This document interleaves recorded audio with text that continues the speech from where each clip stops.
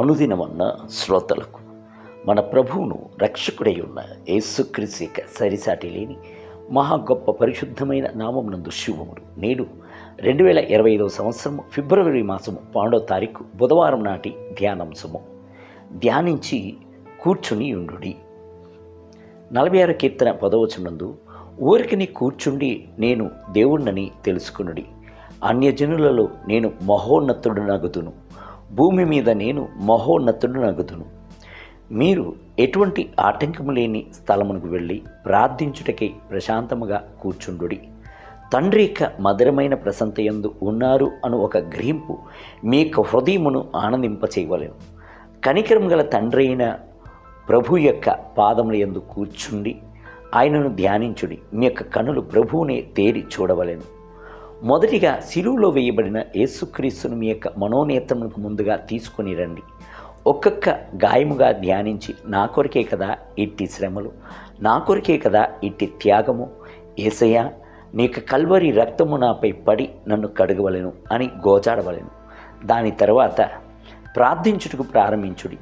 శిలువను ఎంతకెంతకు ధ్యానించుచున్నారో అంతకంతకు ప్రార్థించకుండానట్లు అడ్డగించు సమస్త ఆటంకములను, సమస్త చీకటి శక్తులను అట్టి ధ్యానించుట అనునది విరిచివేయును.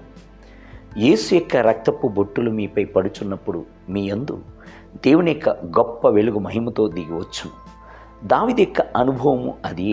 ఆసక్తితో ప్రార్థించుటకు ముందుగా తన్ను తాను తగ్గించుకుని ప్రభు యొక్క పాదముల యందు ధ్యానముతో కూర్చుండి ఉండుట ఆయన యొక్క అలవాటు. నేను ఏమీ మాట్లాడక మౌనినై మోగవాడినైతేని, క్షేమమును గూర్చైనను పలుకక నేను మౌనముగా కూర్చుండి ఉంటిని. అయినను నా విచారము అధికమాయను, నా గుండె నాలో మండుచుండెను.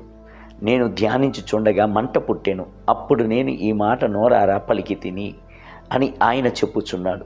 39వ కీర్తన 2 మరియు 3 మీరు ప్రభువును ధ్యానించేటువంటి ధ్యానము మధురముగా ఉండవలెను. దావీదు రాజు సెలవిచ్చున్నాడు, నాకు సహాయం వచ్చు కొండల తట్టు నా కనులు ఎత్తుచున్నాను.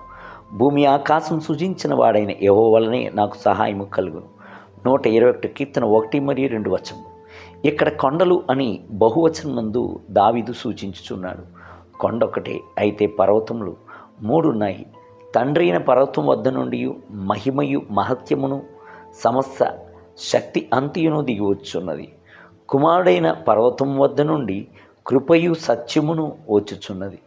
ఆయన యొక్క అమూల్యమైన రక్తమును తీసుకుని వచ్చుచున్నది. పరిశుద్ధాత్మని యొక్క పర్వతము వద్ద నుండి అభిషేకమును ఆత్మీయ వరమును దిగి వచ్చున్నది.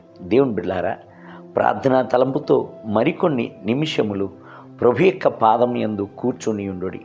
ప్రభు కొరకు కనిపెట్టుకున్న సమయములు వ్యర్థమైనది కాదు.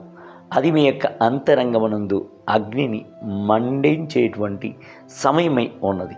నేను నేటి ధ్యానమునకై ఎవరి మనసు నీ మీద ఆనుకుననో అతడు నీ యందు విశ్వాసం ఉంచి ఉన్నాడు, వాణ్ణి నీవు పూర్ణ శాంతి గలవానిగా కాపాడుచున్నావు. యెషయా గ్రంథము 26వ అధ్యాయం 3 నేటి వేద పఠనము ఉదయము లేవియాకాండము 13వ అధ్యాయము, సాయంత్రం మత్తయి సువార్త 26వ అధ్యాయము 26 మొదలుకొని 50 ప్రభు మిమ్ములను దీవించునుగాక. ఆమేన్.